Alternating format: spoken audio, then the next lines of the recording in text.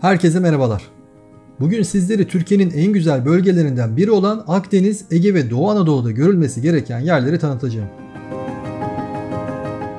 Bu muhteşem coğrafyalarda doğanın ve tarihin buluştuğu adeta birer cennet köşesi olan noktaları keşfedeceğiz. Akdeniz'in sıcak iklimi, Ege'nin huzur dolu sahilleri ve Doğu Anadolu'nun mistik havası ile yolculuğumuza başlayalım. Çayınız, kahveniz hazırsa gelin birlikte Türkiye'nin bu eşsiz güzelliklerine doğru adım atalım.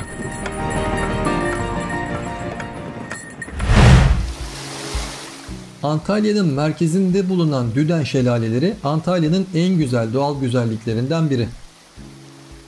Düden Şelaleleri Düden çayının iki farklı noktada oluşturduğu şelaleler. Bunlar Üst Düden Şelalesi ve Alt Düden Şelalesi olarak adlandırılıyor. Üst Düden Şelalesi Antalya'nın 10 kilometre kuzeyinde Kepez ilçesinde yer alıyor. Şelale 15 metre yükseklikten dökülüyor. Şelalenin etrafında piknik alanları, kafeteryalar, restoranlar ve oyun parkları var. Şelalenin arkasında bir de mağara bulunuyor. Şelaleye giderken mağarayı da gezebilir, şelalenin arkasından manzarayı izleyebilirsiniz. Alt Düden Şelalesi Antalya'nın 8 kilometre güneydoğusunda Lara ilçesinde yer alıyor. Şelale 40 metre yükseklikten dökülüyor. Şelale Akdeniz'e dökülmeden önce bir de kayalıkların arasından geçiyor. Buranın etrafında seyir terasları, kafeteryalar, restoranlar ve hediyelik eşya dükkanları var. Buraya giderken şelalenin güzelliğine hayran kalacaksınız. Düden şelalelerine ulaşmak için Antalya'dan otobüs veya taksilerle ulaşabilirsiniz. Düden şelaleleri Antalya'nın en serin ve en huzurlu yerlerinden biri.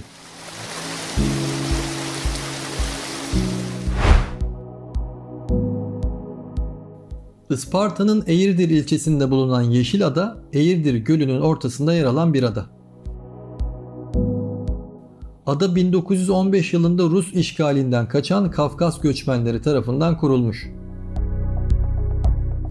Ada doğal güzelliği, tarihi dokusu ve kültürel zenginliği ile ünlü. Adada gezecek pek çok yer var. Mesela Hızır Bey Camii, Kafkas Kültür Evi, Kafkas Şehitliği, Eğirdir Kalesi, Eğirdir Müzesi, Eğirdir Manastırı gibi yerleri ziyaret edebilirsiniz.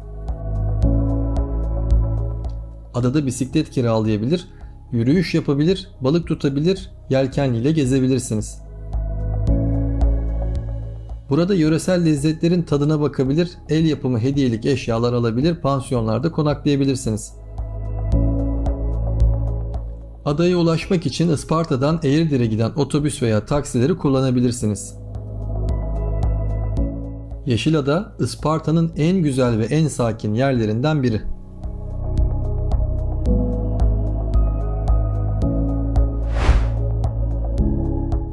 Burdur'un Ağlasun ilçesinde bulunan ve Anadolu'nun en iyi korunmuş antik kentlerinden biri olarak kabul edilen bu arkeolojik sit alanı, M.Ö. 333 yılında Büyük İskender tarafından fethedilen bir Pisidya kenti olup, Roma İmparatorluğu döneminde de bölgenin başkenti olmuş.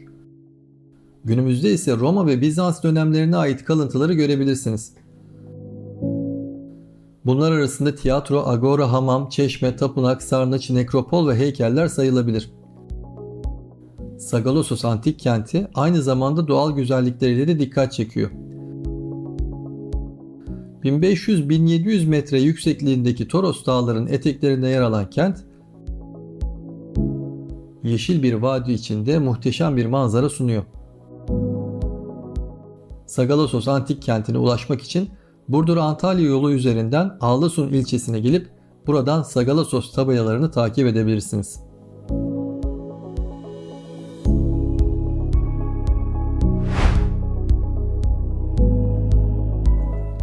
Adana'nın merkezinde Seyhan Nehri kıyısında yer alan bu cami Türkiye'nin ikinci büyük camisi.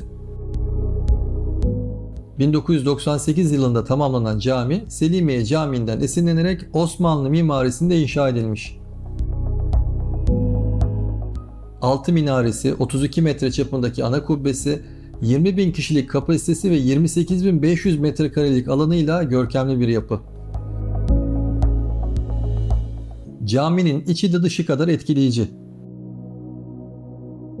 İç mekanda 32 adet vitray pencere, 3,5 ton ağırlığında avize, 5,5 metre çapındaki mihrap, 3,5 metre yüksekliğindeki kürsü, 4,5 metre çapındaki şadırvan ve el yazması Kur'an-ı Kerim gibi sanat eserleri bulunuyor.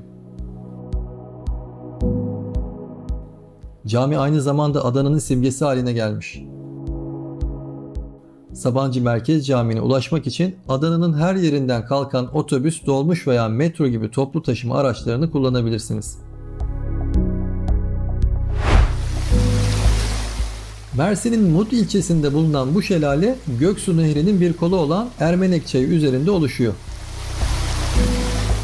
Şelale 15 metre yükseklikten dökülüyor. Buranın bulunduğu bölge birçok balık ve kuş türüne, ayrıca zengin bir bitki çeşitliliğine ev sahipliği yapıyor. Şelale çevresinde piknik yapabileceğiniz ve keyifli vakit geçirebileceğiniz alanlar fazlasıyla var. Şelaleyi gezerken doğanın sesini dinleyip fotoğraf çekilebilirsiniz. Şelalenin yakınında yöresel lezzetlerin tadına bakabileceğiniz mekanlar da bulunuyor. Şelaleye ulaşmak için Mersin-Mut yolu üzerinden Ermenek ilçesine gelip buradan Yerköprü tabelalarını takip edebilirsiniz. Şelale Mersin'in en güzel doğal güzelliklerinden biri olduğunu kanıtlıyor. Kahramanmaraş'ın gözbebeği olan bu cami 10.000 kişilik dev bir ibadet yeri. Mercimek Tepe'nin üzerinde yükselen cami Selçuklu ve Osmanlı mimarisinin harmanı. Caminin içi ve dışı sanat eseri gibi süslü.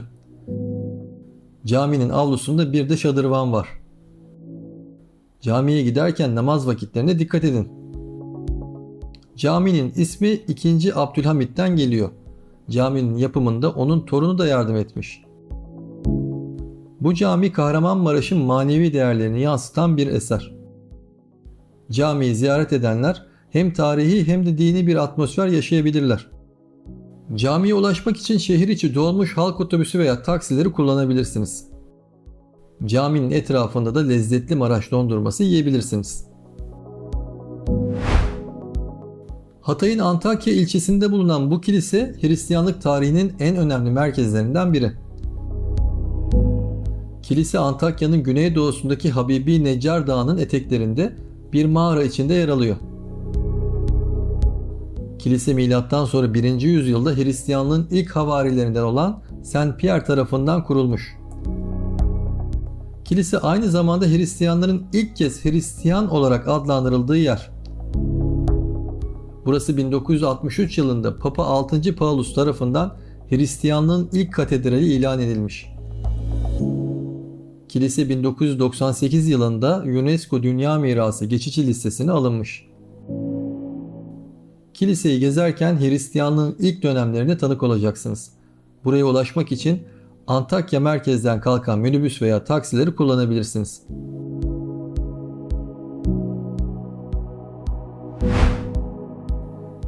Burdur'un Yeşilova ilçesinde bulunan bu göl Türkiye'nin en derin ve en temiz göllerinden biri.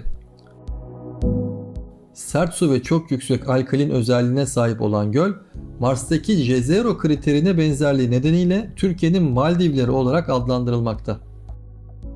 Gölün turkuaz rengi, beyaz kumlu plajları, kayalık kıyıları ve zengin bitki örtüsü göz alıcı bir güzellik oluşturuyor.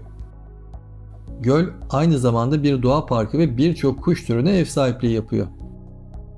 Salda Gölü'nde yüzmenin yanı sıra kamp, piknik, bisiklet, yürüyüş gibi etkinlikler de yapabilirsiniz. Salda Gölü'ne ulaşmak için Burdur Denizli yolu üzerinden Yeşilova ilçesine gelip buradan Salda Gölü tabelalarını takip edebilirsiniz. Ali Kayası Kahramanmaraş'ın 12 Şubat ilçesinde Menzelet Baraj Gölü'nün kenarında bulunan sarp ve heybetli bir kaya. Bu kaya tarihi ve kültürel bir öneme sahip. Rivayete göre Hazreti Ali bu bölgede sefer yaparken atı Düldül'ün ayaklarını yere vurmasıyla kaya üzerinde iz bırakmış. Bu yüzden kaya Ali Kayası olarak anılmış. Ali Kayası 148 metre yüksekliğinde ve kayanın üzerinde cam bir seyir terası bulunmakta. Bu terastan Baraj Gölü'nün ve çevrenin muhteşem manzarasını izleyebilirsiniz. Ayrıca kayının etrafında kafeterya, restoran, yürüyüş yolları ve sosyal alanlar da var. Ali Kayası, Kahramanmaraş'a giderseniz mutlaka görmeniz gereken bir yer.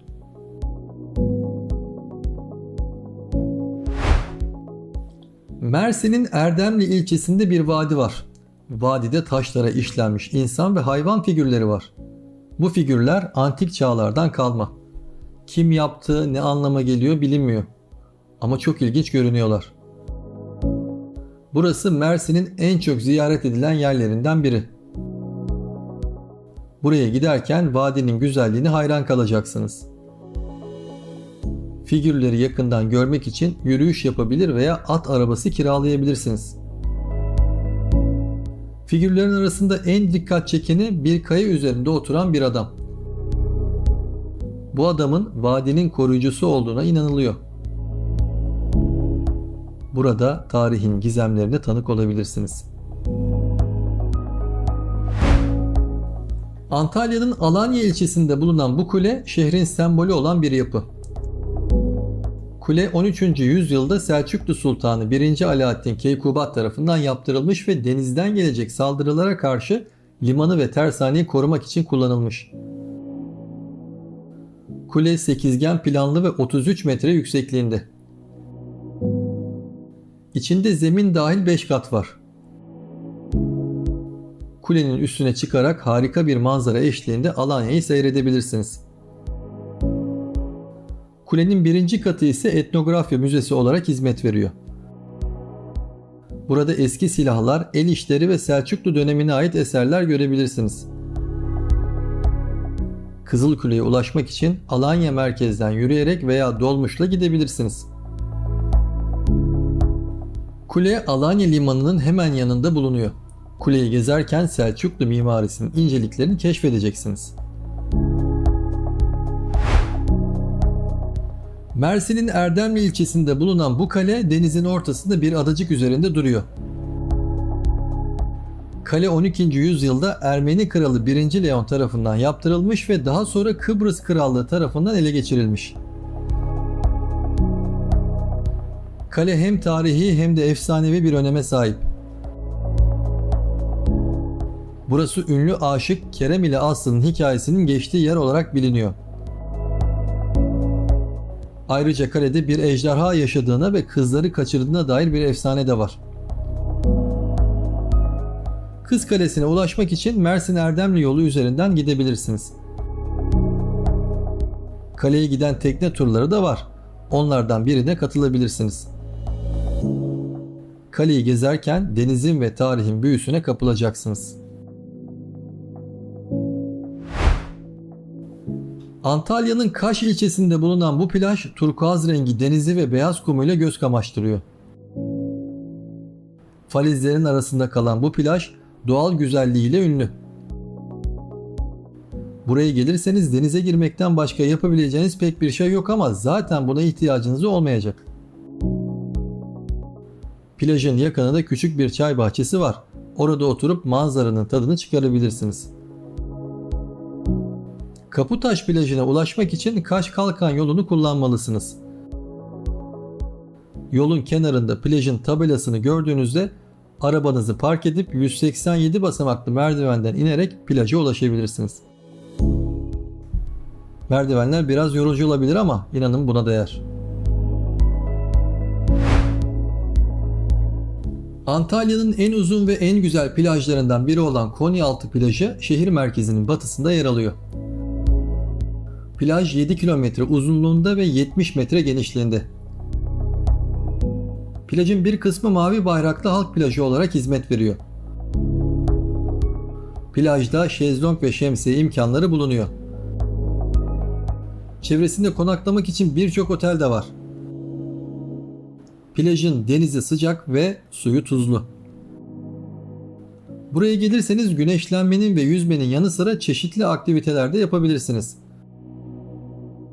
Plajda su parkları, plaj ve havuz kulüpleri, su sporları merkezleri gibi seçenekler mevcut. Ayrıca plajın arkasında bulunan Antalya Akvaryumu'nu ziyaret edebilirsiniz. Konyaaltı plajına ulaşmak için Antalya merkezden otobüs veya tramvayı kullanabilirsiniz. Plaj Antalya'nın en popüler yerlerinden biri olduğu için özellikle yaz aylarında oldukça kalabalık olabiliyor. Bu yüzden erken saatte gelmenizi tavsiye ederim.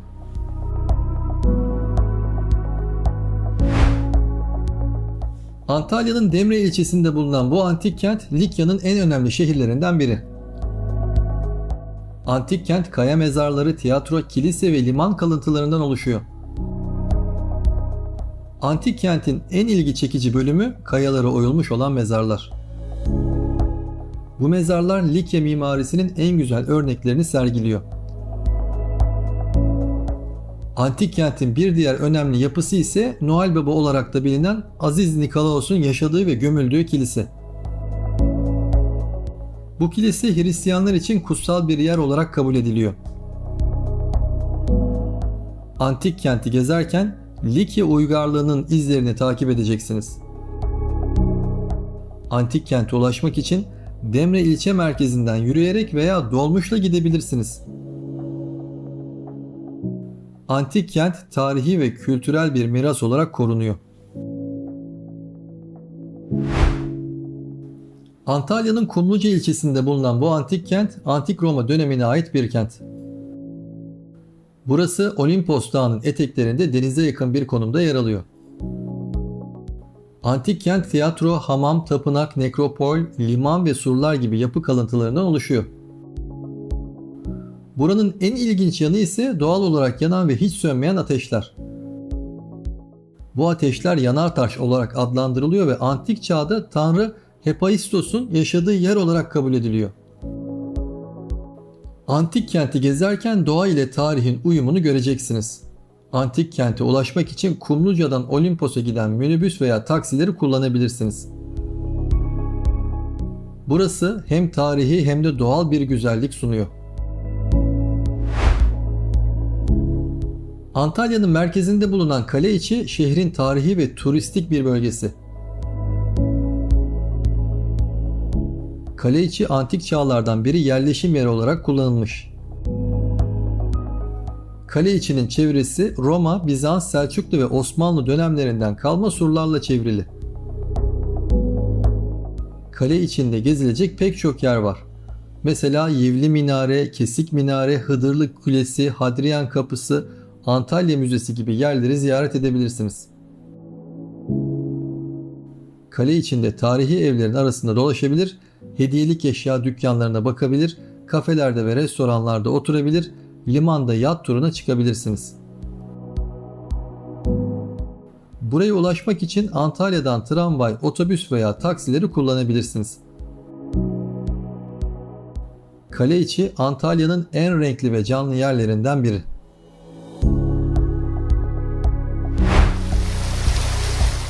Antalya'nın Manavgat ilçesinde bulunan bu şelale Manavgat Nehri üzerinde oluşuyor.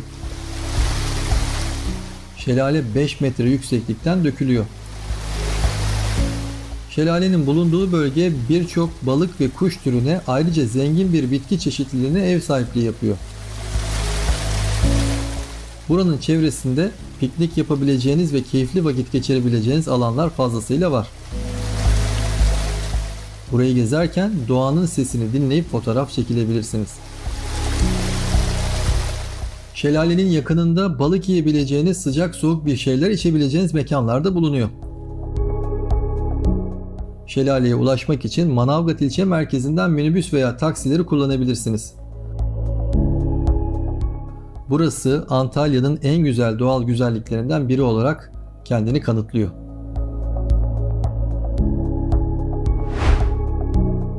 Adana'nın Karahisali ilçesinde bulunan bu kale yılan biçimindeki sarp kayalıkların üzerine kurulmuş. Kale 12. yüzyılda Haçlı seferleri sırasında yapılmış. Burası hem savunma hem de gözetleme amaçlı kullanılmış. Kaleye giderken yılan gibi kıvrılan yolları aşmanız gerekecek. Kaleye ulaştığınızda muhteşem bir manzara sizi karşılayacak. Burası Seyhan Baraj Gölü'nün kenarında yer alıyor. Burada tarihi bir yolculuğa çıkabilir, eski surları ve kuleleri gezebilirsiniz. Kaleye ulaşmak için Adana'dan Karahisar'a giden otobüs veya minibüsleri kullanabilirsiniz. Kaleye yakın bir yerde lezzetli Adana kebabı yiyebilirsiniz.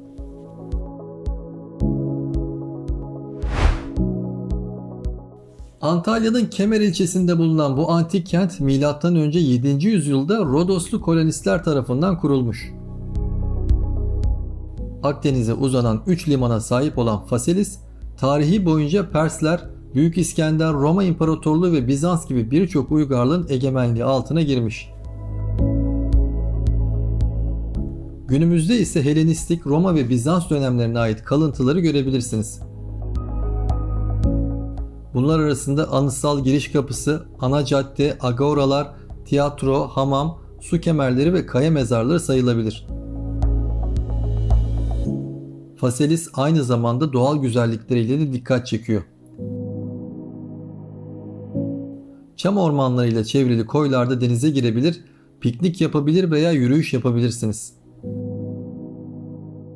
Faselis antik kentine ulaşmak için Antalya Kemer yolu üzerinden Tekirova beldesine gelip buradan Faselis tabelalarını takip edebilirsiniz.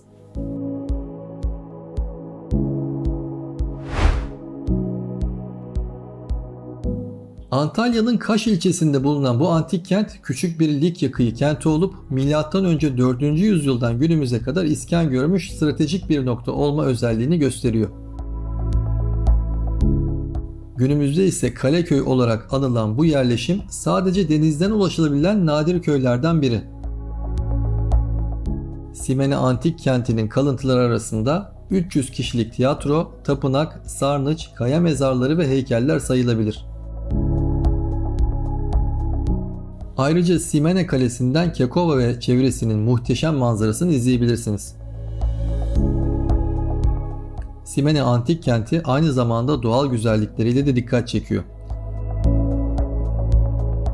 Kekova Adası'nın karşısında yer alan kent, turkuaz renkli denizi, batık kenti, kayalıkları ve yeşil doğasıyla büyüleyici bir güzellik sunuyor. Simene Antik Kenti'ne ulaşmak için Kaş'tan veya Demre'den kalkan tekne turlarına katılabilir veya tekne kiralayabilirsiniz.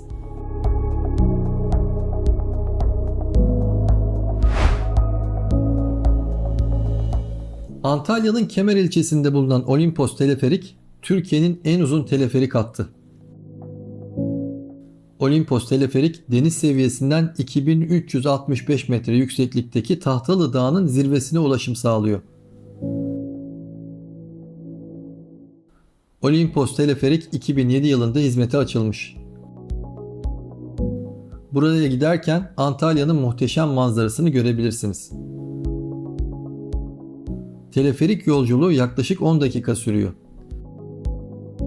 Buraya ulaştığınızda Tahtalı Dağı'nın zirvesinde bulunan seyir terasından Akdeniz'in ve Torosların eşsiz güzelliğini izleyebilirsiniz. Buraya ulaşmak için Antalya'dan Kemer'e giden otobüs veya taksileri kullanabilirsiniz.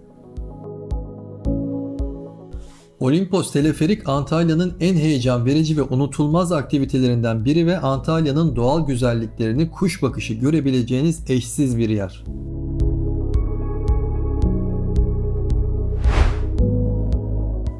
Antalya'nın Serik ilçesinde bulunan Aspendos Antik Tiyatrosu Türkiye'nin en iyi korunmuş antik tiyatrolarından biri. Aspendos milattan sonra 2. yüzyılda Roma döneminde yapılmış. Tiyatro 15.000 kişi kapasiteli. Tiyatronun mimarı Zenon adında bir Aspendoslu. Tiyatronun yapım hikayesi de çok ilginç. Rivayete göre Aspendos kralı kızını en güzel eseri yapan mimara vereceğini söyler. Zenon tiyatroyu yaparak kralın kızını kazanmaya çalışır. Ancak kral kızını vermek istemez ve Zenon'u öldürtür. Aspendos Antik Tiyatrosu günümüzde de çeşitli etkinliklere ev sahipliği yapmakta. Tiyatroda opera, bale, konser gibi gösteriler düzenleniyor. Tiyatroya giderken akustiğini test etmek için alkışlamayı veya bağırmayı deneyebilirsiniz. Tiyatroya ulaşmak için Antalya'dan Serik'e giden otobüs veya taksileri kullanabilirsiniz.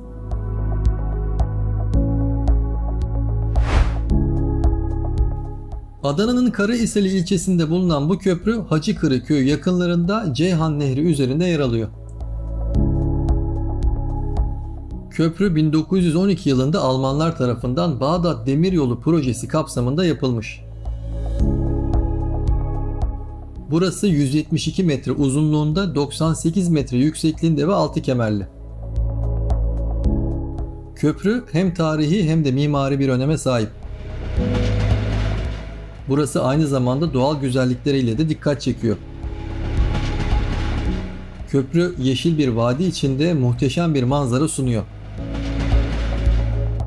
Buraya ulaşmak için Adana Karahisarlı yolu üzerinden Hacıkırı köyüne gelip buradan köprü tabelalarını takip edebilirsiniz.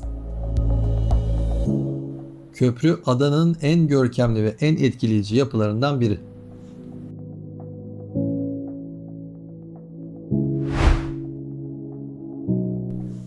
Antalya'nın Manavgat ilçesinde bulunan bu antik kent, Pamfilya'nın en önemli liman kenti olarak biliniyor. Milattan önce 7. yüzyılda bir yerleşim merkezi olan Side, tarihi boyunca Lidya, Pers, Makedonya, Roma, Bizans gibi birçok uygarlığın egemenliği altına girmiş. Günümüzde ise Helenistik Roma ve Bizans dönemlerine ait kalıntıları görebilirsiniz. Bunlar arasında anıtsal giriş kapısı, ana cadde, agoralar, tiyatro, hamam, tapınak, sarnıç, müze ve kaya mezarları sayılabilir. Antik kentin yer aldığı yarımada Akdeniz'in masmavi sularıyla çevrili. Side'de denize girebilir, güneşlenebilir, tekne turu yapabilir veya su sporları yapabilirsiniz. Side antik kentine ulaşmak için Antalya-Alanya yolu üzerinden Manavgat ilçesine gelip buradan Side tabelalarını takip edebilirsiniz.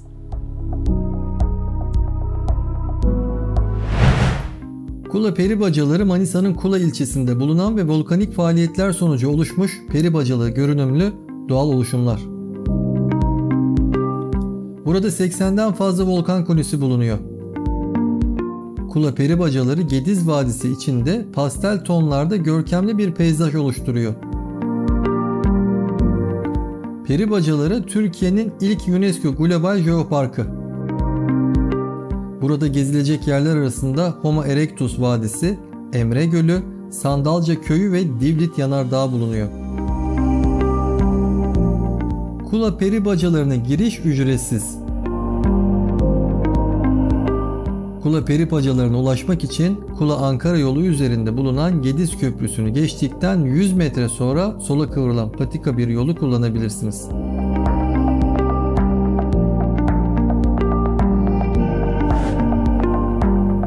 Kelebekler Vadisi Fethiye'nin Ölüdeniz beldesinde masmavi denizin ve yeşilin içinde saklı bir cennet. Burası dünyanın en güzel kelebeklerin yaşadığı bir doğal koruma alanı. Burada 80'den fazla kelebek türü bulunuyor ama en çok dikkat çekeni kaplan kelebeği. Bu kelebek siyah ve beyaz çizgili kanatlarıyla adeta bir kaplanı andırıyor. Bu kelebekler yaz aylarında vadinin her yerini süslüyor. Kelebekler Vadisi'nde ayrıca 50 metrelik yükseklikten vadiye dökülen bir şelale de var. Bu şelale hem serin bir su kaynağı hem de harika bir fotoğraf karesi sunuyor. Kelebekler Vadisi'ne gitmek için Ölüdeniz'den kalkan tekneleri kullanabilirsiniz. Bu tekneler yaklaşık yarım saatlik bir yolculuktan sonra sizi vadinin kumsalına bırakır. Kelebekler Vadisi Türkiye'nin en özel yerlerinden biri. Bu yüzden burayı görmek için bir fırsatınız olursa kaçırmayın.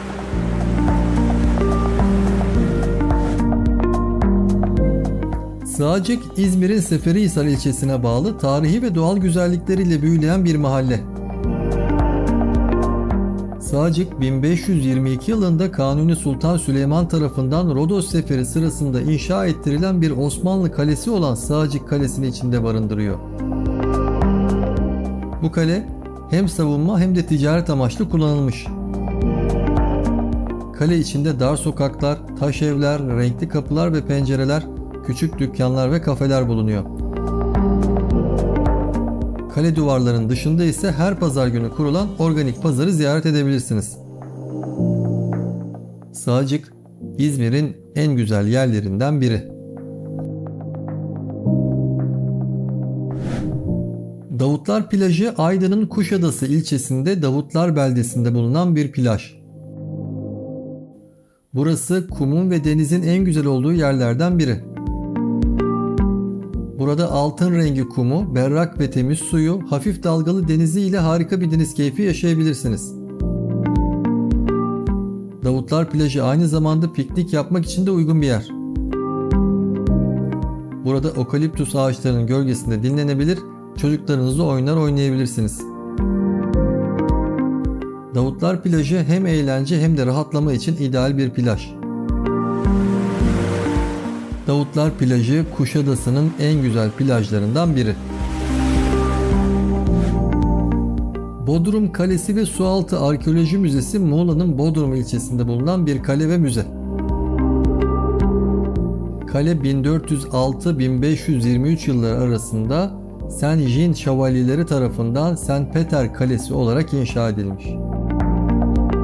Kale Bodrum Limanı'nın girişinde yer alıyor ve iki liman arasında kayalık bir alanda kurulmuş.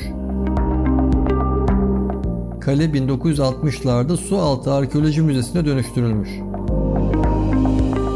Müze, dünyanın en önemli sualtı arkeoloji müzelerinden biri olarak kabul ediliyor. Müze, Doğu Akdeniz amforaları, batık gemiler, cam eserler, sikke ve mücevher koleksiyonları gibi birçok değerli esere ev sahipliği yapıyor. Müze 1995 yılında Avrupa'da Yılın Müzesi yarışmasında özel övgü almış.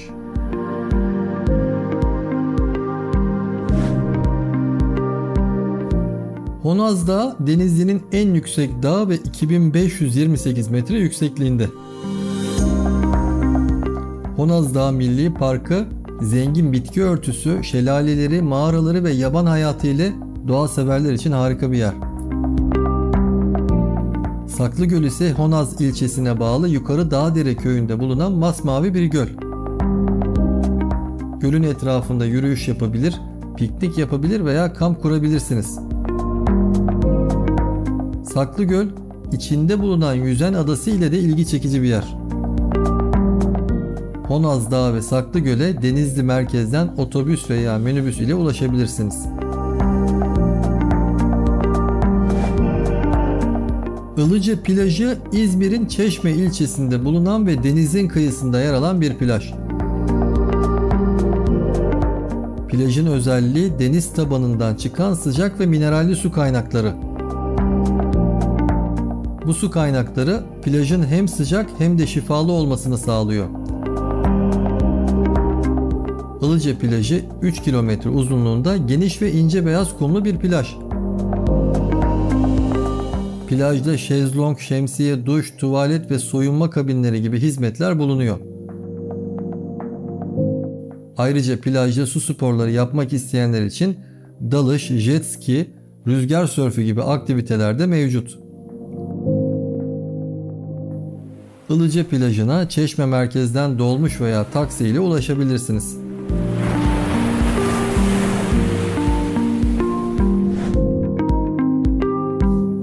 Alaçatı, Ege'nin en güzel yerlerinden biri. Burası hem tarihi hem de doğal güzellikleriyle sizi büyüleyecek bir yer. Alaçatı'da 19. yüzyıldan kalma taş evleri görebilir, bu evlerin restore edilerek butik otel, kafe, restoran veya galeri haline dönüştürüldüğüne şahit olabilirsiniz. Bu taş evler Alaçatı'nın karakteristik özelliği. Alaçatı, rüzgar sörfü yapmak için harika bir yer. Burası yılın 360 günü rüzgar almasıyla rüzgar sörfü tutkunlarının ilgisini çeken bir yer. Alaçatı'da rüzgar sörfü yapabileceğiniz birçok plaj var. Bunlardan en ünlüsü Alaçatı Plajı. Alaçatı'da renkli sokakları gezebilir, ot festivali, lavanta bahçeleri ve antika pazarı gibi etkinliklere katılabilirsiniz. Alaçatı her mevsim güzel olan bir yer. İzmir Foça, İzmir'in kuzeyinde yer alan ve Ege Denizi'ne kıyısı olan bir ilçe. Foça, tarihi ve doğal güzellikleriyle ünlü bir tatil beldesi. Foça'da görülmeye değer yerler arasında Siren Kayalıkları, Athena Tapınağı, Kibele Açık Hava Tapınağı, Arkaik Duvar ve Herodot Duvarı, Pers Anıt Mezarı, Şeytan Hamamı, Foça Köyleri, Foça Koyları, Osmanlı Mezarlığı ve Yunan Mezarlığı yer alıyor.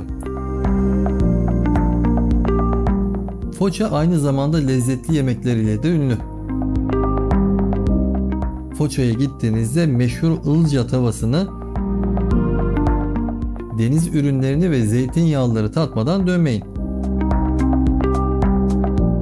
Foça'ya İzmir merkezden otobüs veya minibüs ile ulaşabilirsiniz.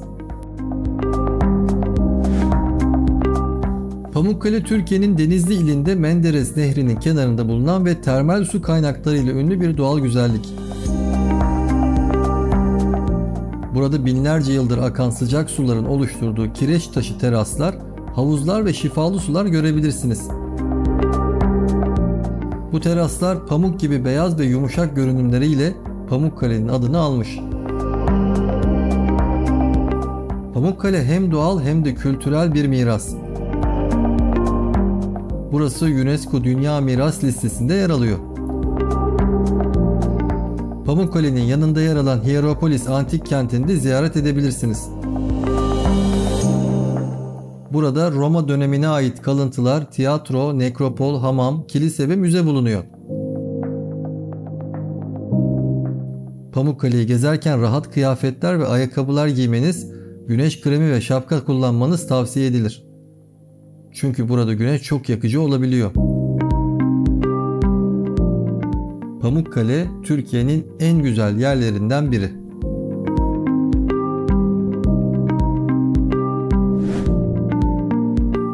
Manisa Artemis, Manisa'nın Sart ilçesinde bulunan ve antik çağın 7 harikasından biri olan Artemis Tapınağı'nın kalıntılarını görebileceğiniz bir yer.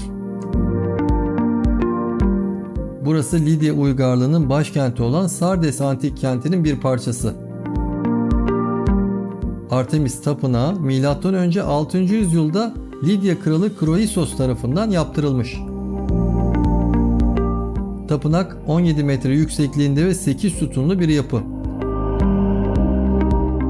Tapınağın yanında bir de sunak bulunmakta. Artemis Tapınağı tarihi ve mimari açıdan çok değerli bir eser. Artemis Tapınağı'na ulaşmak için Manisa merkezden Sart ilçesine giden minibüsleri kullanabilirsiniz.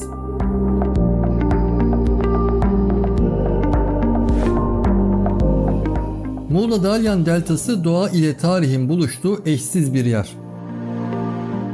Burada Muğla'nın Ortaca ilçesinde bulunan Dalyan Deltası'ndan teknelerle çıkarak Dalyan Çayı'nın sularında gezinti yapabilirsiniz. Bu gezinti sırasında karşınıza çıkan ilk manzara Antik Ligya dönemine ait kaya mezarları. Dalyan Çayı'nın sonunda denize açılan bir kanal var. Bu kanalın iki tarafında kaplıcalar ve çamur banyoları bulunuyor. Bu kaplıcalar şifalı sularıyla ünlü. Burada hem sağlığınızı hem de güzelliğinizi koruyabilirsiniz. Kanalın sonunda İztuzu plajına ulaşabilirsiniz. Bu plaj hem kumun hem de denizin en güzel olduğu yerlerden biri. Burada hem denize girebilir hem de kumsalda güneşlenebilirsiniz. Ayrıca bu plaj caretta kaplumbağalarının yumurtlama alanı. Bu kaplumbağalar nesli tükenmekte olan bir tür. Bu yüzden plajı ziyaret ederken onlara zarar vermemeye dikkat etmelisiniz. Muğla Dalyan Deltası hem doğa hem de kültür severler için harika bir yer.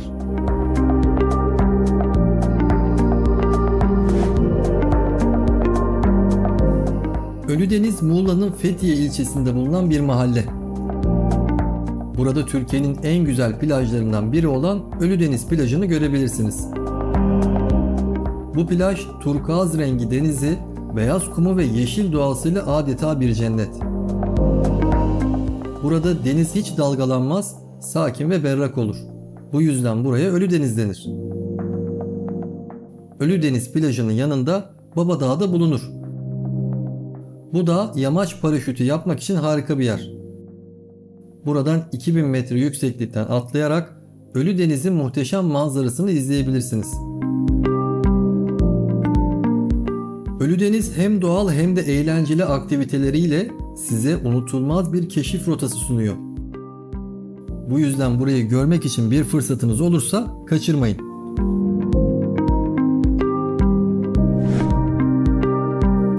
Sedir Adası ve Kleopatra plajı Muğla'nın Marmaris ilçesine bağlı bir ada ve plaj. Adanın efsanevi bir hikayesi var. Rivayete göre Mısır kraliçesi Kleopatra ve Roma İmparatoru Antonius burada aşk yaşamış ve Antonius Kleopatra için altın sarısı kumları Afrika'dan getirtmiş. Bu kumlar çok değerli ve özel. Üzerinde yürümek, güneşlenmek ve almak yasak. Sadece ahşap yollardan denize girebilirsiniz. Adada ayrıca Kedrayi antik kentini de görebilirsiniz. Sedir Adası'na Çamlık iskelesinden tekne turlarıyla ulaşabilirsiniz. Göcek yat turizminin merkezi olan şirin bir kasaba. Burada Muğla'nın Fethiye ilçesinde Göcek Körfezi'nde bulunan birçok koy, ada ve plaj bulabilirsiniz. Burada su sporları yapabilir, yelken, kano, sörf, dalış gibi aktivitelerle eğlenebilirsiniz. Ayrıca yat kiralayarak körfezin etrafında diğer yerleri de keşfedebilirsiniz. Göcek'te lezzetli yemeklerin tadını çıkarabilirsiniz. Burada Ege ve Akdeniz mutfağının en güzel örneklerini bulabilir, deniz ürünleri, zeytinyağlılar, salatalar, mezeler, tatlılar ve daha birçok lezzet tadabilirsiniz. Göcek hem eğlence hem de rahatlama için ideal bir yer. İzmir Kuş Cenneti İzmir'in Çiğli ilçesindeki Çamaltı Tuzlası'nda bulunan bir doğal alan. Orman Genel Müdürlüğü tarafından koruma altında. Ayrıca bölge Ramsar alanı, 1. derece doğal sit alanı ve yaban hayatı koruma gibi ulusal ve uluslararası birden fazla koruma statüsüne sahip. İzmir Kuş Cenneti 80.000 hektarlık bir alanda 289 kuş türünün bulunduğu bir sulak alan. Kış aylarında 100.000'e yakın su kuşunu konuk ediyor. Türkiye'de flamingoların ürediği iki alandan biri olan İzmir Kuş Cenneti'nde 30.000 kadar flamingo da var. Nesli küresel ölçekte tehlike altında olan tepeli pelikan da aynı alanda ürüyor. İzmir Kuş Cenneti'ne İzmir merkezden otobüs veya minibüs ile ulaşabilirsiniz.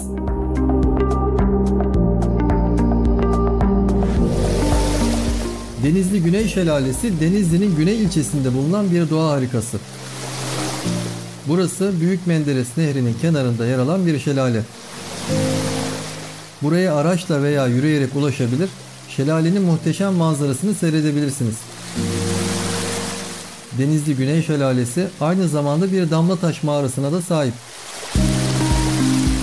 Burada şelale suyunun oluşturduğu salklık ve dikitleri görebilir, mağara içerisindeki gölde yüzebilirsiniz. Denizli Güney Şelalesi hem macera hem de doğa severler için kaçırılmayacak bir yer.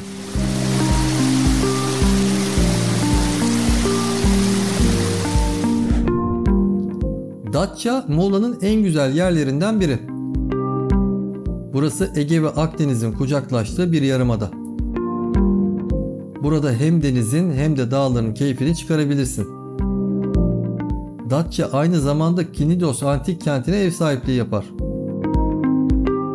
Burası antik çağın en önemli bilim, sanat ve kültür merkezlerinden biri. Burada Afrodit Tapınağı, tiyatro, liman ve deniz feneri gibi kalıntıları görebilirsiniz. Datça hem doğal hem de kültürel zenginlikleriyle size unutulmaz bir deneyim sunuyor.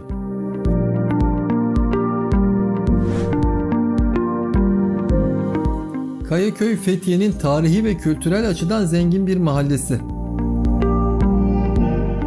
Burası eski bir Rum köyü olup 1923 yılında gerçekleşen mübadele ile terk edilmiş. Bugün ise harabe halindeki evleri, kiliseleri ve şapelleri ile sessiz bir tanıklık sunmakta. Kayaköy'e giderken doğanın güzelliğini ve tarihin izlerini hissedebilirsiniz. Kayaköy'de gezilecek yerler arasında büyük ve küçük kilise, çömlek atölyesi ve soğuk su koyu bulunmakta. Kayaköy'e Fethiye merkezden minibüslerle ulaşabilirsiniz. Marmaris Kalesi ve Müzesi Muğla'nın Marmaris ilçesinde yer alan ve Marmaris'in tarihi ve kültürel açıdan zengin bir yeri. Kale M.Ö. 1044 yılında İyonlar tarafından yapılmış ve sonrasında Büyük İskender, Kanuni Sultan Süleyman ve Fransız donanması tarafından yenilenmiş ve zarar görmüş. Kale 1970'lerde barınma alanı olarak kullanılmış ve 1991 yılında müze haline getirilmiş. Marmaris Kalesi ve Müzesi Marmaris Koyu'nun muhteşem manzarasına sahip. Kalede toplam 18 adet oda, bir çeşme ve ark bulunmakta. Müzenin arkeoloji bölümünde Helenistik, Roma ve Bizans dönemine ait eserler, etnografya bölümünde ise Osmanlı dönemine ait eşyalar sergilenmekte. Kaleye Marmaris merkezden yürüyerek veya minibüslerle ulaşabilirsiniz.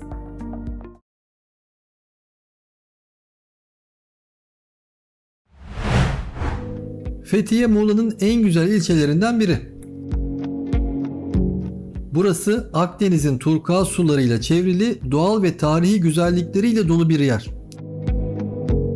Burada hem denize girebilir hem de Ölüdeniz, Kelebekler Vadisi, Saklıkent Kanyonu gibi eşsiz yerleri keşfedebilirsiniz.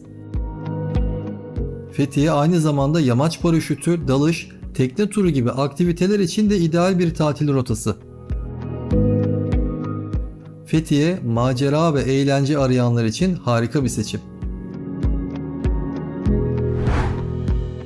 Güvercinada Kalesi, Kuşadası'nın simgesi olan tarihi bir yapı. Kale 14. yüzyılda Aydınoğlu Mehmet Bey tarafından inşa edilmiş. İlk olarak bir savunma kalesi olarak kullanılan Güvercinada, daha sonra Osmanlı İmparatorluğu döneminde de askeri amaçlarla kullanılmış. Kale denizden gelen saldırılara karşı koyacak şekilde yüksek ve sağlam bir şekilde yapılmış. Kaleye giden yolda deniz feneri, cami ve çeşme gibi eserler de bulunmakta. Güvercinada Kalesi, Kuşadası'nın tarihini ve manzarasını görmek için mutlaka ziyaret edilmesi gereken bir yer.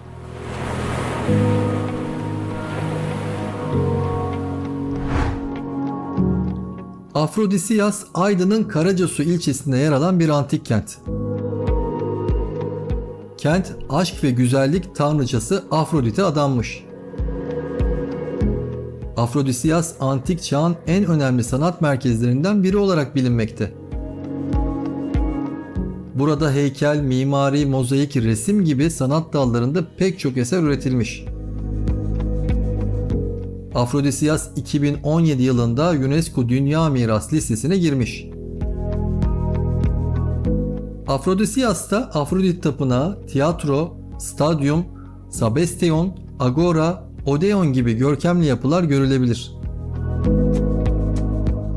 Afrodisiyas sanat ve tarih tutkunları için kaçırılmayacak bir yer. Bergama, İzmir'in tarihi ve kültürel açıdan zengin bir ilçesi. Bergama antik çağda Pergamon Krallığı'nın başkenti olarak önemli bir rol oynamış. Bergama 2014 yılında UNESCO Dünya Miras listesine girmiş.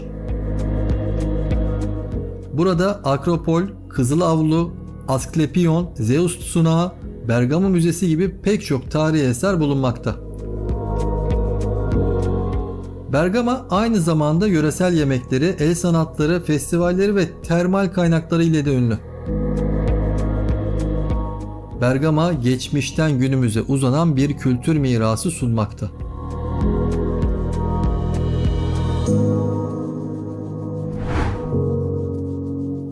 Kaunos Antik Kenti Muğla'nın Ortaca ilçesine bağlı bir antik kent. Kent, Likya-Karya sınırında kurulmuş. Kaunos, antik çağda tuz üretimi ve ticaretiyle tanınan bir liman şehri. Burası 1988 yılında UNESCO Dünya Miras Geçici Listesi'ne alınmış. Kaunos'ta tiyatro, agora, stoa, bazilika, hamam, tapınak, kaya mezarları gibi pek çok yapı kalıntısı görülebilir. Kaunos aynı zamanda doğal güzellikleri, caretta kaplumbağaları, kaya güvercinleri ve bitki örtüsü ile de dikkat çekiyor. Kaunos, tarih ve doğanın iç içe olduğu bir yer.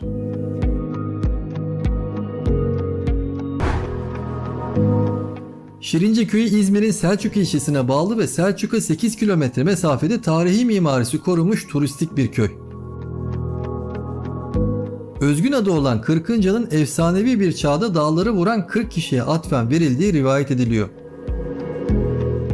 Rum telaffuzunda Kirkice, Kirkince ve nihayet Çirkince gibi isimler alan bu at, Cumhuriyet'in ilk yıllarında dönemin İzmir valisi Kazım Dirik'in talimatıyla Şirince şeklinde resmileştirilmiş. Köy 19. yüzyılda özellikle ihracata yönelik incir üretimiyle ünlü 1800 haneli bir Rum kasabası olarak bilinmekteydi. 1923'te Türkiye-Yunanistan nüfus mübadelesi sonucu Rumların ayrılmasıyla Kavala'nın Müştiyan ve Somonkol köylerinden gelen mübadillerle iskan edilmiş. Köyün evvelce bağcılık, şarap üretimi ve zeytinciliğe dayalı olan ekonomisi bir tütün bölgesinden gelen yeni sakinlerin elinde bir süre sekteye uğramış. Ancak son yıllarda artan turistik önemine paralel olarak bu sektörler yeniden gelişmeye başlamış. Köyde halen bazı Rum evleri pansiyon olarak hizmet vermekte. Şirince Köyü, huzur ve sakinlik arayanlar için ideal bir tatil rotası.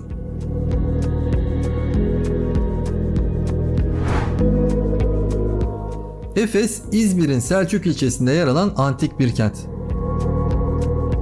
Kent, antik çağın en önemli merkezlerinden biri olarak biliniyor. Efes, tarih öncesi dönemden başlayarak Helenistik, Roma, Doğu Roma, Beylikler ve Osmanlı dönemleri boyunca yaklaşık 9000 yıl kesintisiz yerleşim görmüş ve tarihin tüm aşamalarında çok önemli bir liman kenti ve kültürel ve ticaret merkezi olmuş. Efes 2015 yılında UNESCO Dünya Miras Listesi'ne girmiş. Efes'te Celsus Kütüphanesi, Artemis Tapınağı, Hadrian Tapınağı, tiyatro, agora, Odeon, hamam, stadyum, Meryem Kilisesi, Aziz John Bazilikası, Meryem Ana Evi gibi pek çok görkemli yapı bulunuyor. Efes, antik çağın izlerini taşıyan muhteşem bir yer.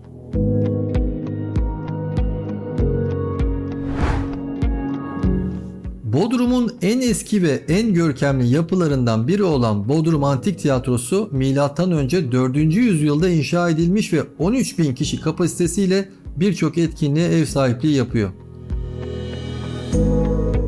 Tiyatro Bodrum Kalesi'ne yakın bir tepede yer alıyor ve buradan muhteşem bir deniz manzarası izleyebiliyorsunuz. Tiyatronun oturma kademeleri, sahne binası ve orkestrası günümüzde de iyi durumda. Yaz aylarında burada konserler, tiyatro oyunları ve festivaller düzenleniyor. Bodrum Antik Tiyatrosu hem tarihi hem de kültürel bir zenginlik sunan bir yer. İzmir'in en hareketli ve en renkli semtlerinden biri olan Alsancak, hem gündüz hem de gece eğlenceye doyabileceğiniz bir yer. Alsancak'ta birçok kafe, restoran, bar, pub ve kulüp bulabilirsiniz. Burada hem lezzetli yemekler yiyebilir hem de canlı müzik dinleyebilirsiniz. Alsancak'ta ayrıca tarihi ve kültürel yerler de var. Örneğin Kıbrıs Şehitleri Caddesi, Kordon Boyu, Cumhuriyet Meydanı, Pasaport İskelesi, Tarihi Asansör, Dario Moreno Sokağı ve Havra Sokağı gibi yerleri gezebilirsiniz. Alsancak, İzmir'in kalbi olarak nitelendirilen bir semt.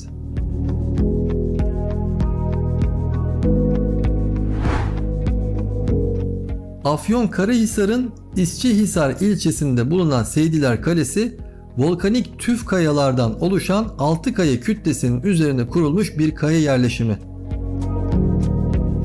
Kale, Bizans ve Selçuklu dönemlerinde önemli bir savunma noktası olmuş. Kalede birçok sarnıç, mağara, tünel ve mezar bulunmakta. Kaleye çıkmak için merdivenlerden yararlanabilirsiniz. Kaleye ulaştığınızda ise harika bir manzara sizi karşılayacak. Seydiler Kalesi, doğa ve tarih severler için görülmeye değer bir yer. Akyaka, Muğla'nın Ula ilçesine bağlı bir belde. Burası Gökova Körfezi'nin uç kısmında yer alıyor ve kitesurfing yapmak için ideal bir yer. Akyaka'nın mimarisi de çok ilgi çekici. Burada ahşap süslemeleri ve çatıları ile tipik Akyaka evlerini görebilirsiniz. Akyaka'da ayrıca Azmak Nehri'nde tekne turu yapabilir, balık restoranlarında lezzetli yemekler yiyebilir, plajlarda güneşlenebilir ve denize girebilirsiniz. Akyaka hem doğal hem de kültürel bir güzelliğe sahip bir belde.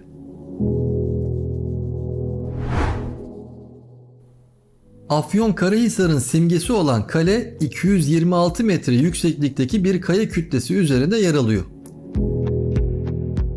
Kale M.Ö. 1350 yılında Hititler tarafından inşa edilmiş ve daha sonra Frikler, Lidyalılar, Romalılar, Bizanslılar, Selçuklular ve Osmanlılar tarafından kullanılmış.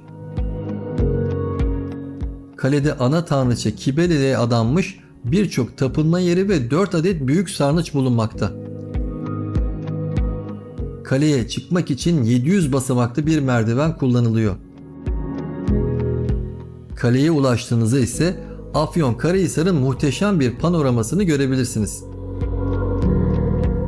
Afyonkarahisar Kalesi, tarihin izlerini taşıyan bir yapı. Bodrum'un en sevimli ve en fotojenik yapılarından biri olan yel değirmenleri 18. yüzyılda inşa edilmiş ve 1970'li yıllara kadar un öğütmek için kullanılmış. Yel değirmenleri Bodrum ve Yalıkavak'taki tepelerde ve sahilde çok sayıda bulunuyor.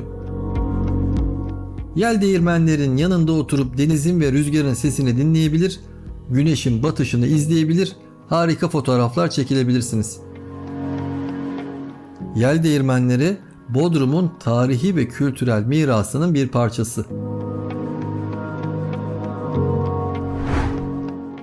Denizli'nin Buldan ilçesindeki Yenicekent mahallesinde yer alan Tripolis Antik Kenti, M.Ö. 4. yüzyılda Lidyalılar tarafından kurulmuş ve daha sonra Romalılar ve Bizanslılar tarafından geliştirilmiş.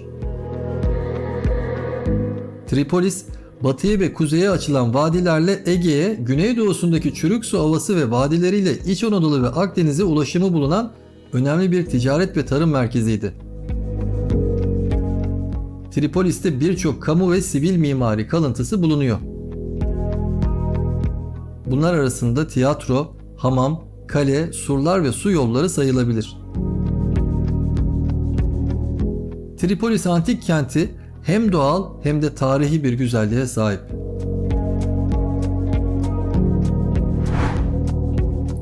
İzmir'in en güzel ve en popüler yerlerinden biri olan Kordon, Cumhuriyet Meydanı ile İzmir Limanı arasındaki kıyı şeridini kapsıyor. Kordon hem gündüz hem de gece İzmirlilerin ve turistlerin akınına uğrayan bir yer. Burada yürüyüş yapabilir, bisiklete binebilir, çimlere uzanabilir, deniz manzarasını seyredebilir, balık ekmek yiyebilir, nostaljik tramvaya binebilir, kafelerde ve restoranlarda oturabilir, eğlence mekanlarında eğlenebilirsiniz. Kordon, İzmir'in en canlı ve en keyifli yeri.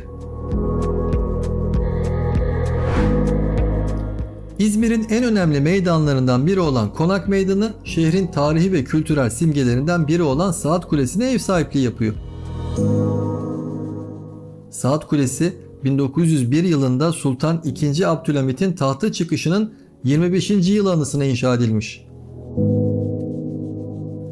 25 metre yüksekliğindeki kule, Osmanlı mimarisinin özelliklerini taşıyor. Kule geceleri ışıklandırılarak daha da görkemli bir görünüm kazanıyor. Konak Meydanı'nda ayrıca Konakyalı Camii, Hükümet Konağı, İlk Kurşun Anıtı, İzmir Büyükşehir Belediyesi binası gibi önemli yapılar da bulunuyor. Konak Meydanı ve Saat Kulesi, İzmir'in en sevilen ve en tanınan yerlerinden biri.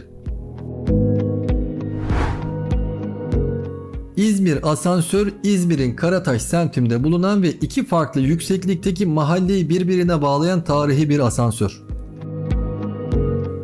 Asansör 1907 yılında zengin bir Yahudi iş adamı olan Nesim Levi Bayraklıoğlu tarafından yaptırılmış. Asansör 58 metre yüksekliğinde ve 155 basamaklı bir merdivenle çıkılan bir kule. Asansörün üst katında bir kafe, restoran ve seyir terası bulunuyor. Buradan İzmir Körfezi'nin muhteşem manzarasını izleyebilirsiniz. Asansör günümüzde İzmir Büyükşehir Belediyesi tarafından işletilmekte. Asansöre Konak Meydanı'ndan dolmuş veya taksiyle ulaşabilirsiniz. Bozburun Yarımadası, Muğla'nın Marmaris ilçesine bağlı bir doğa harikası. Burası Ege Denizi'nin masmavi sularıyla çevrili yemyeşil bir cennet. Burada hem denize girebilir hem de yelkenli teknelerle koy koy gezebilirsiniz. Bozburun Yarımadası aynı zamanda Türkiye'nin en önemli zeytinyağı üretim merkezlerinden biri. Burada zeytinlikler arasında yürüyüş yapabilir, yöresel lezzetleri tadabilirsiniz. Bozburun Yarımadası huzur ve sakinlik arayanlar için ideal bir tatil rotası.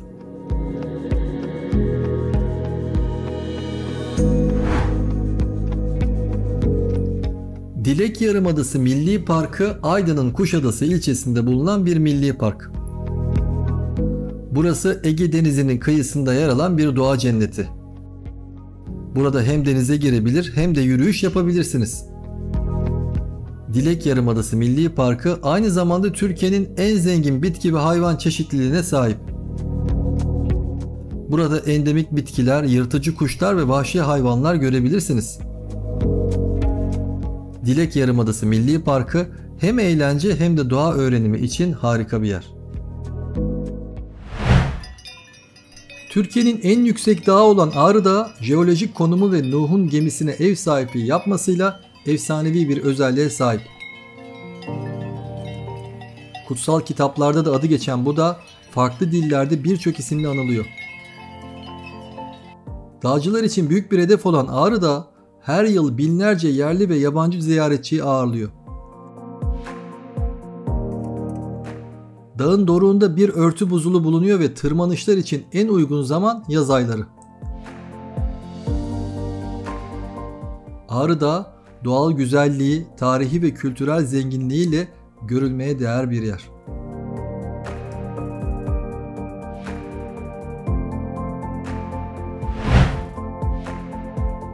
Ağrı'nın Doğu Beyazıt ilçesinde bulunan Eski Bayezid Camii 1514 yılında Çaldıran Savaşı'ndan sonra Osmanlı topraklarına katılan bölgede inşa edilmiş. Merkezi kubbeli ve tek minareli olan cami kesme taştan yapılmış. Caminin giriş kapısı, mihrabı, son cemaat yeri ve minaresi sade bir görünüme sahip. Cami uzun yıllar çökme tehlikesi nedeniyle ibadete kapatılmış. Ancak 2006 yılında restore edilerek yeniden hizmete açılmış. Eski Bayezid Camii Osmanlı mimarisinin örneklerinden biri.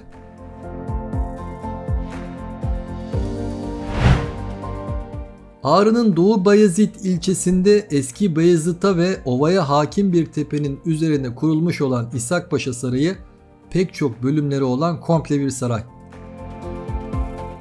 Yapımına 1685 yılında başlanan ve 1784'te tamamlanan saray, içinde cami, türbe, kütüphane, mahzenler ve koğuşlar, harem ve selamlık bölümleri barındırıyor. Saray Osmanlı döneminde inşa edilmesine rağmen Selçuklu mimarisinden izler taşıyor. Sarayın kapı, pencere ve kemer detaylarında geometrik ve bitkisel taş süslemeler, Türk sanatının yanı sıra barok, rokoko, ampir gibi batı kökenli sanat akımlarının etkileri de görülüyor. İshak Paşa Sarayı, tarih ve sanat tarihi yönünden eşsiz bir değere sahip.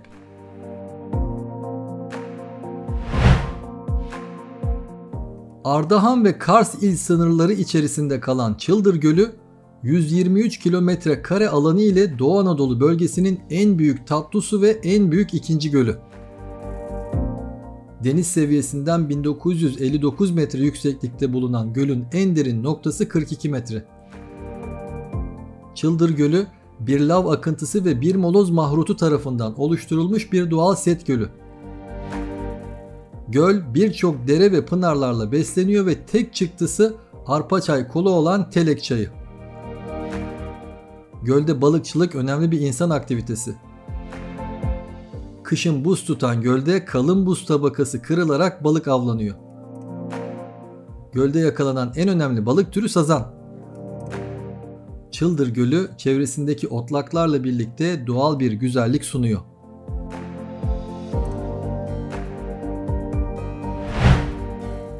Kars-Ardahan karayolu üzerinde yer alan Susuz Şelalesi 75 metre yükseklikte su düşüşüne sahip. Şelalenin yanında bulunan vadi 24 farklı kuş türüne ve çeşitli yabani hayvanlara doğal yaşam alanı oluşturuyor. Susuz ve Ardahan karayolu üzerinde yer alan şelale, bölgenin en yüksek düşüşü sağlayan suyu. Şelale, Susuz halkı arasında su uçan olarak adlandırılıyor. Eşsiz manzarası ve doğal güzelliğiyle dikkat çekiyor.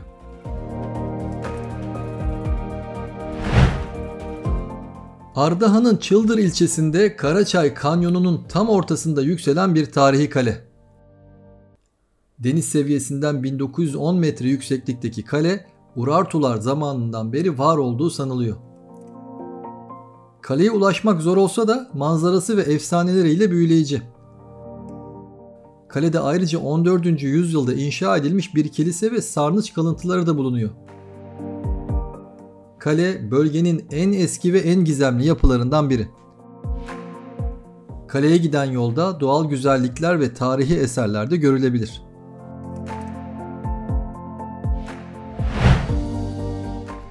Bitlis'in Ahlat ilçesinde Neolitik çağlardan kalma bir şehir. Kaya evleri ve mağaraların içinde yaşayan insanların izlerini taşıyor. Burası tarih boyunca çeşitli amaçlarla kullanılmış. Harabe şehri tarihi dokusu ve gizemiyle ziyaretçileri etkiliyor.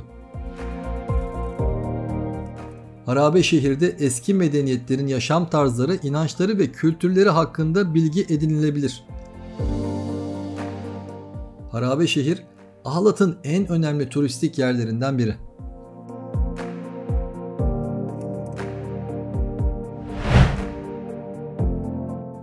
Bitlis'in Ahlat ilçesinde Anadolu'nun en büyük Türk İslam mezarlığı. Mezarlıkta Selçuklu dönemine ait sanat eserleri bulunuyor. Mezar taşları çeşitli motifler, süslemeler ve yazıtlarla bezeli. Mezar taşları Türk kültürünün ve tarihinin tanıkları. Mezarlık UNESCO Dünya Mirası geçici listesinde yer almakta. Mezarlık Ahlat'ın tarihi ve kültürel mirasının en önemli parçalarından biri.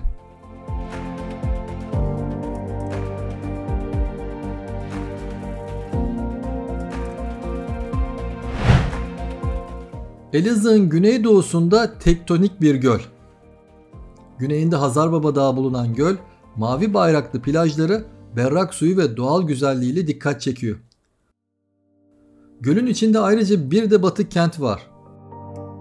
Hazar Gölü su sporları, balıkçılık ve kamp yapmak için ideal bir yer. Göl, Elazığ'ın en popüler turistik yerlerinden biri.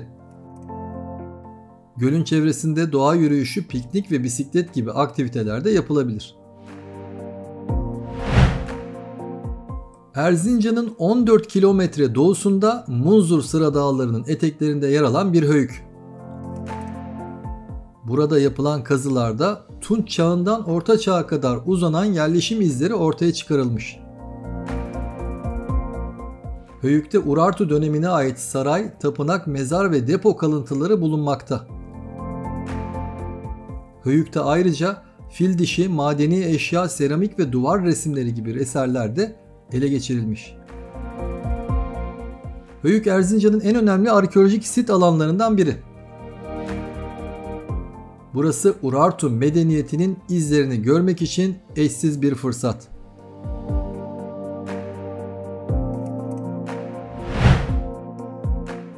Erzincan'ın Üzümlü ilçesinde 13. yüzyılda inşa edilmiş bir manastır. Manastır Ermeni Apostolik Kilisesi'ne ait. Manastırın mimarisi Ermeni sanatının özelliklerini yansıtıyor. Manastırda Aziz Grigori'ye adanmış bir kilise, bir şapel, bir zindan ve bir su kuyusu bulunmakta. Manastır Erzincan'ın en eski ve en değerli tarihi yapılarından biri. Burası Ermeni kültürü ve inancı hakkında bilgi edinmek için önemli bir yer.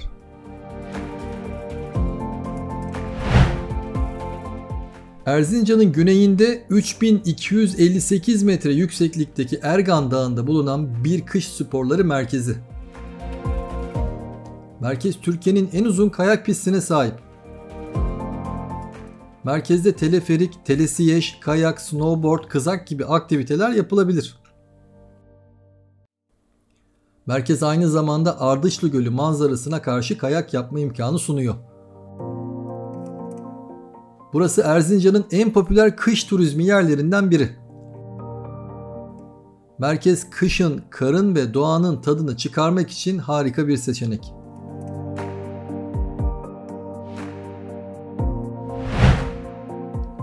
Erzincan'ın Kemaliye ilçesinde Munzur Dağları üzerinde Karasu Nehri'nin oluşturduğu Karanlık Kanyon, dünyanın ikinci büyük kanyonu.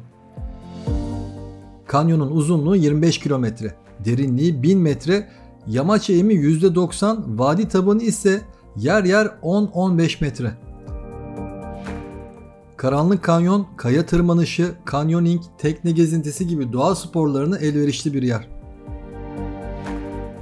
Ayrıca kanyonun duvarlarında Asur, Grek, Pers, Roma, Bizans, Selçuklu, Osmanlı ve Cumhuriyet dönemlerine ait izler görebilirsiniz. Karanlık Kanyon hem doğal hem de tarihi bir miras olarak sizleri bekliyor.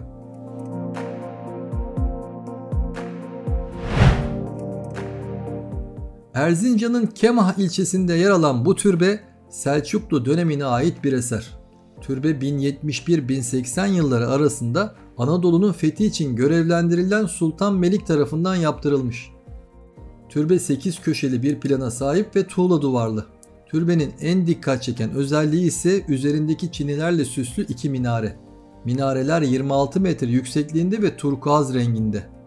Türbe Erzincan'ın en önemli tarihi yapılarından biri. Erzincan'ın doğusunda yer alan Kemaliye, tarihi ve kültürel zenginliğiyle ünlü bir ilçe.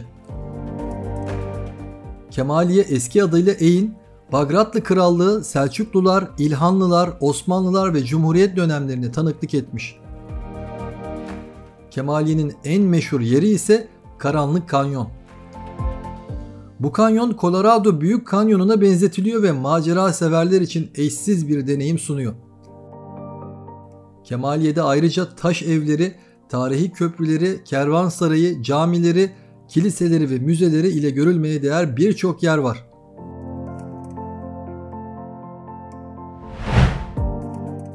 Erzurum'un Top Dağı'nda bulunan Aziziye Tabyası 1877-78 Osmanlı-Rus Savaşı'nda Erzurum'u savunmak için yapılan ve silahlarla güçlendirilen askeri bir yapı.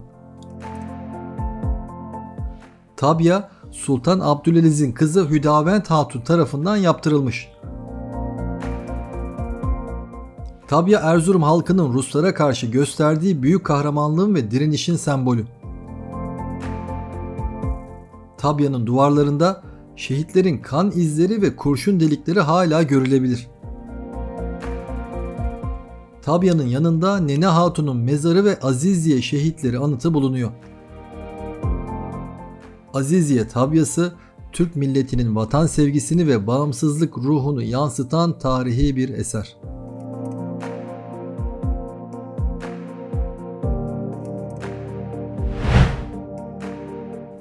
Erzurum'un sembolü haline gelen çifte minareli medrese, Selçuklu dönemine ait bir medrese. Medrese 13. yüzyılın sonlarında Selçuklu Sultanı 1. Alaaddin Keykubat'ın kızı Hundi Hatun tarafından yaptırılmış.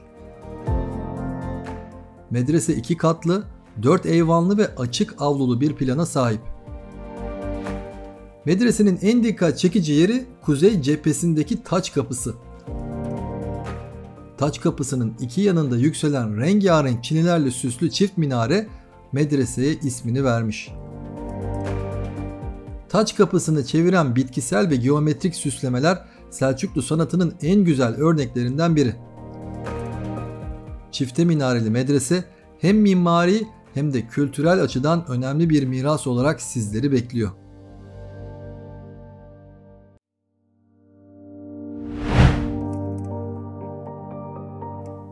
Erzurum'un Tortum ilçesine bağlı Bağbaşı köyünde yer alan bu kilise, Bagratlı Kralı 3. David tarafından 976-1001 yılları arasında yaptırılmış. Kilise Meryem Ana Kilisesi olarak da biliniyor. Kilise kapalı Yunan haçı ile bazilika planının birleştirilmesiyle oluşmuş. Kilisenin içindeki kabartmalarda arslan, boğa, kartal, grifon gibi figürlere yer verilmiş. Kilisenin içine uzun kenarların ortasındaki yuvarlak kemerli bir kapıdan giriliyor. Kilise 19. yüzyılda camiye dönüştürülmüş ve Taş Cami ismini almış. Kilise Erzurum'un en eski ve en değerli kiliselerinden biri.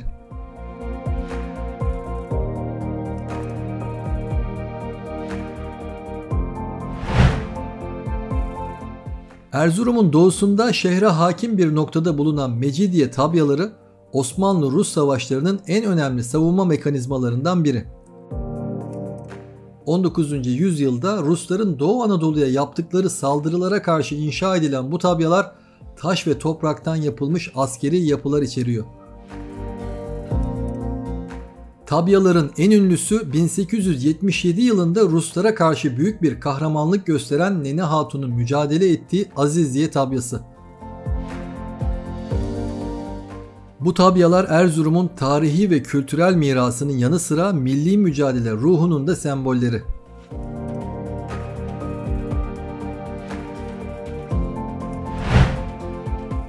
Erzurum'un Narman ilçesinde kırmızı rengi ve ilginç şekilleriyle dikkat çeken Narman peribacaları Kırmızı Periler Diyarı olarak da adlandırılmakta.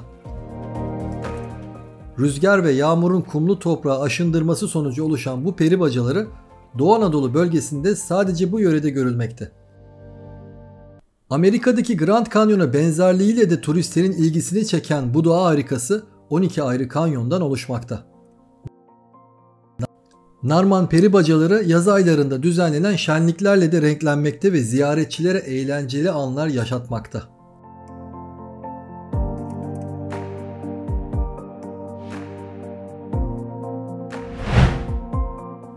Erzurum'un güneyinde 3271 metre yüksekliğindeki Palandöken Dağı, kış sporları tutkunlarının vazgeçilmez adresi. 5 ay boyunca kayak yapmaya elverişli yapısı, kar kalitesi ve uzun pistleriyle dünyanın en önemli kayak merkezlerinden biri olan Palandöken, her seviyeden kayakçıya hitap etmekte. Palandöken'de ayrıca snowboard, heliski, kızak, kar motoru gibi farklı aktiviteler de yapılabilir. Konforlu otellerde konaklayabilir, lezzetli yemeklerin tadını çıkarabilirsiniz. Palandöken, kışın olduğu kadar yazın da doğa yürüyüşü, bisiklet, kamp gibi etkinlikler için ideal bir yer.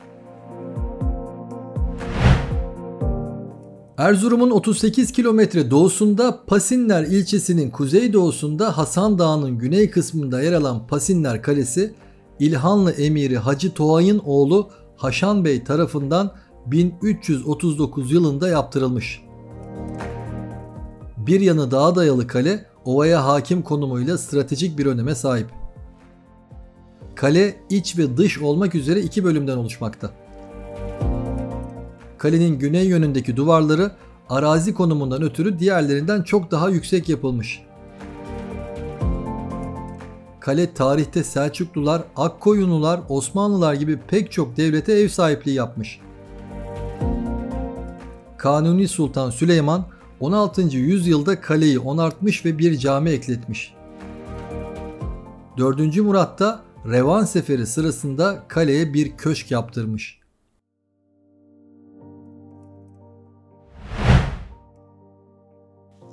Erzurum'un Tortum ilçesinde tarihi Tao bölgesinde yer alan bir kale.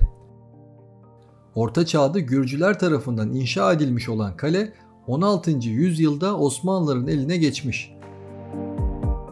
Kale Tortum sancağının merkezi olmuş ve çeşitli onarımlar görmüş.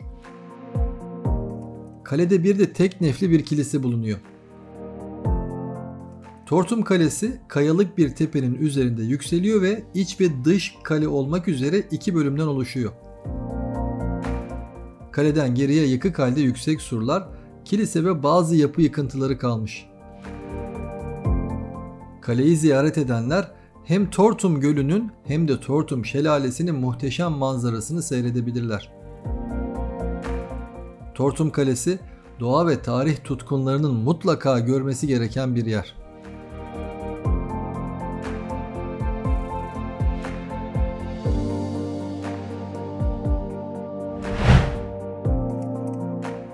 Erzurum'un Uzundere ilçesinde Tortum Gölü'nün sonunda Tortum Çayı'nın üzerinde bulunan Tortum Şelalesi dünyanın en yüksek 3. şelalesi. 21 metre genişlik ve 48 metre yüksekliğe sahip olan şelale, Tortum Gölü'nün Tev Vadisi'ndeki heyelan kütlesini aşarak dökülmesiyle oluşmuş. Şelalenin önünde yer alan izleme balkonu ziyaretçilerin büyük ilgisini çekmekte. Şelalenin sularının düştüğü yerde dev bir kazan oluşturmuş. Şelale her mevsim farklı bir güzelliğe bürünmekte ve doğa tutkunlarına unutulmaz bir deneyim sunmakta. Şelale üzerine kurulan hidroelektrik santrali ile de ülkenin elektrik arzına katkıda bulunulmakta.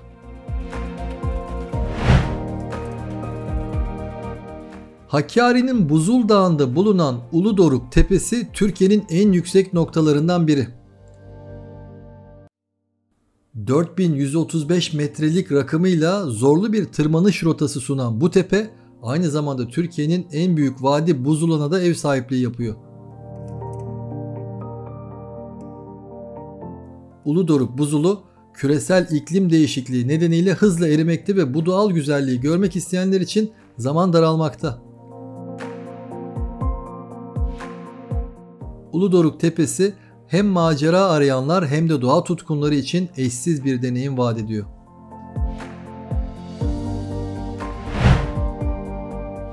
Iğdır'ın Tuzluca ilçesinde yer alan Gökkuşağı Tepeleri adını renkli topraklarından alıyor. Kırmızı, kahverengi, yeşil, sarı, beyaz gibi farklı renklerdeki toprak katmanları burayı bir doğa harikası haline getiriyor. Gökkuşağı Tepeleri fotoğraf çekmeyi sevenlerin uğrak yeri olurken aynı zamanda 2500 rakımlı Tekelti Dağı'nda güneşin doğuşunu izlemek isteyenler için de ideal bir nokta. Gökkuşağı Tepeleri Iğdır'ın gizli kalmış bir cennet köşesi.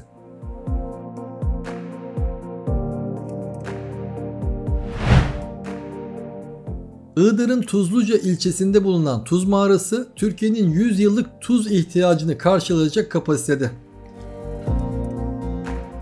55 dönümlük bir araziyi kaplayan mağara, tünelleri ve galerileriyle ziyaretçilerine ilginç bir gezi sunuyor. Tuz Mağarası'nın havası birçok solunum yolu hastalığına iyi geldiği biliniyor. Ayrıca mağaranın içindeki kaya tuzu tabakaları 24 ile 37 milyon yıl önce oluşmuş olan çökel tabakalar. Tuz Mağarası hem tarihi hem de sağlık açısından önemli bir yer.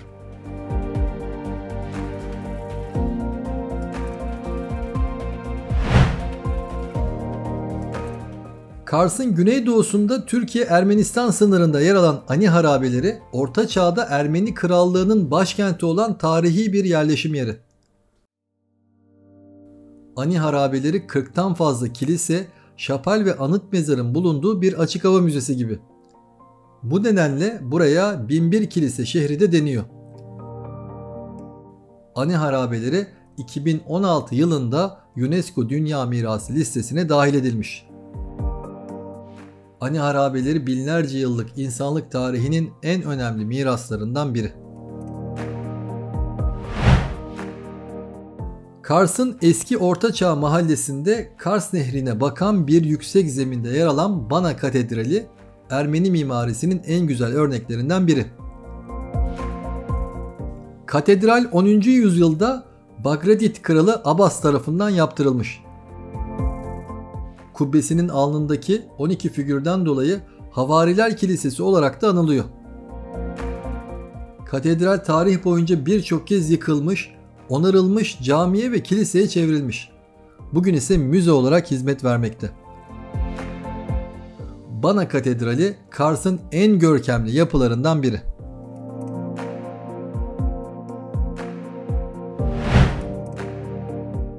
Kars Kalesi 1152 yılında Saltuklu Beyliği döneminde yaptırılmış bir kale. Kale Kars'ın eski Ortaçağ mahallesinin batı kenarında Kars Nehri'ne hakim bir konumda. Kale yüzyıllar boyunca birçok savaşa tanıklık etmiş, birçok uygarlığın eline geçmiş. Kale 1579 yılında Osmanlılar tarafından yeniden inşa ettirilmiş, 1877-78 yıllar arasında gerçekleşen 93 Harbi'nde tahrip olmuş. Kale günümüzde Kars'ın simgesi haline gelmiş. Kars Sarıkamış Anıtı 1914 yılında Sarıkamış Harekatı'nda donarak şehit olan 60.000 askerin anısına yapılmış bir anıt. Anıt Kars-Erzurum karayolu üzerinde Sarıkamış'a 6 kilometre uzaklıkta en büyük şehitliklerden biri. Anıtta şehit askerlerin bazılarının isimleri, yaşları ve doğum yerleri yazılı panolar bulunuyor. Anıt her yıl 22 Aralık'ta düzenlenen anma törenlerine ev sahipliği yapıyor. Anıt, Türk milletinin vatan sevgisini ve fedakarlığını simgeliyor.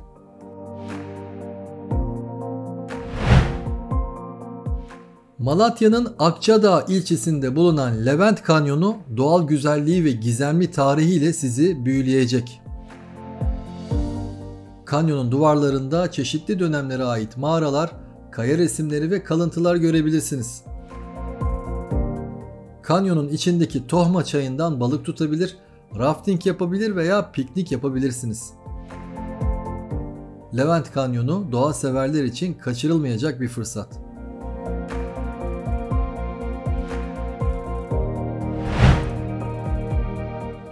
Tunceli'nin Ovacık ilçesinde Munzur dağlarından doğan Munzur Irmağı bölgenin en önemli su kaynağı.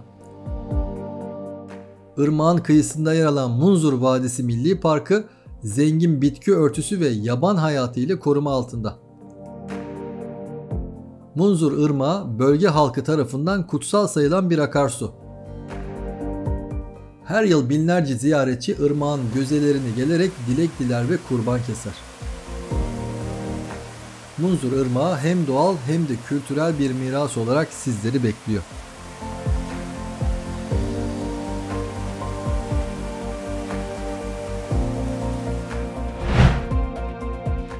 Van Gölü'nün en büyük adası olan Akdamar Adası, üzerindeki tarihi kutsal Haç Kilisesi ile ünlü. Kilise 10. yüzyılda Ermeni kralı 1. Gagik tarafından yaptırılmış ve Orta Çağ Ermeni sanatının en parlak örneklerinden biri olarak kabul edilmiş. Kilisenin dış cephesindeki taş oymaları ve içindeki freskler hikayeleri ve anlamları ile sizi etkileyecek. Akdamar Adası aynı zamanda bir efsaneye de sahip. Adanın adı bir aşk hikayesinden gelmekte. Akdamar Adası ve Kilisesi Van Gölü'nün incisi olarak ziyaretçilerini ağırlıyor.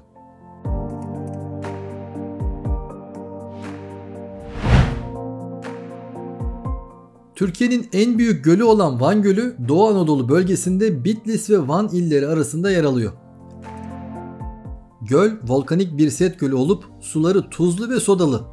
Bu yüzden gölde sadece bir tür balık yaşayabiliyor. Van Gölü'nün inci kefali.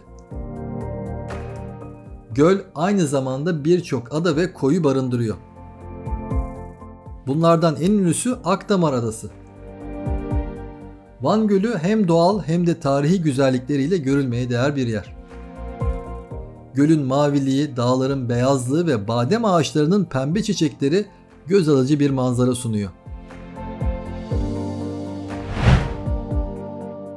Van'ın Gevaş ilçesinde bulunan Halime Hatun Kümbeti Selçuklu döneminden kalma bir anıt. Kümbet 14. yüzyılda Saltuklu Beyi Meliki İzzettin Saltuk tarafından kızı Halime Hatun için yaptırılmış. Kümbet 2 katlı, 12 gen gövdeli ve piramidal külahlı bir yapı. Kümbetin dış yüzeyi bitkisel, geometrik ve yazılı süslemelerle bezeli. Kümbetin içindeki mihrap ise mukarnaslı ve beş kenarlı bir nişe sahip. Halime Hatun Kümbeti, Orta Çağ Türk sanatının önemli eserlerinden biri.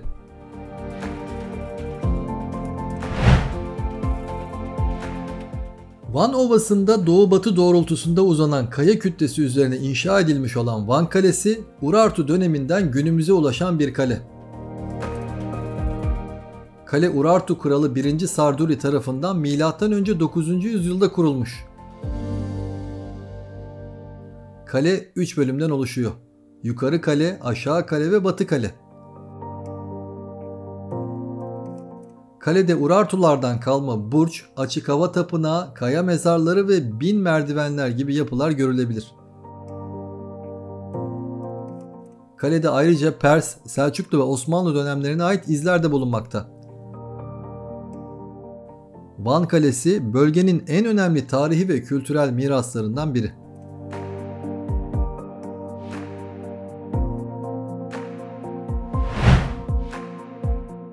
Van Antik Kenti'nde bulunan Kaya Çelebi Camii Osmanlı döneminden kalan bir cami. Cami 17. yüzyılda Kaya Çelebizade Koçi Bey tarafından yaptırılmış. Cami kare planlı ve tek kubbeli bir harem ile 5 gözlü bir son cemaat yerinden oluşuyor. Caminin cepheleri 2 renkli kesme taşlarla inşa edilmiş ve değişik formlarda pencerelerle süslenmiş. Caminin en dikkat çekici yeri ise kıble duvarındaki mihrap. Mihrap mukarnaslı bir bordürle çevrelenmiş ve geometrik ve bitkisel motiflerle bezeli. Kaya Çelebi Camii Osmanlı devrinin önemli yapılarından biri.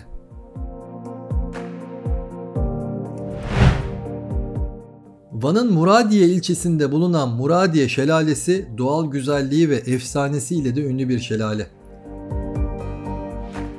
Şelale Tendürek Dağı'ndan beslenen Bendi Mahi çayı üzerinde. Şelalenin yüksekliği 18 metre.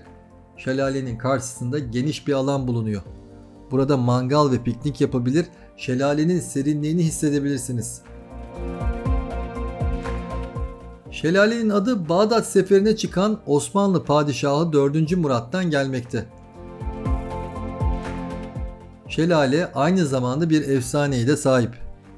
Efsaneye göre şelalenin altında bir aşık sevgilisini beklemekte. Muradiye Şelalesi hem doğa hem de kültür turizmi için ideal bir yer.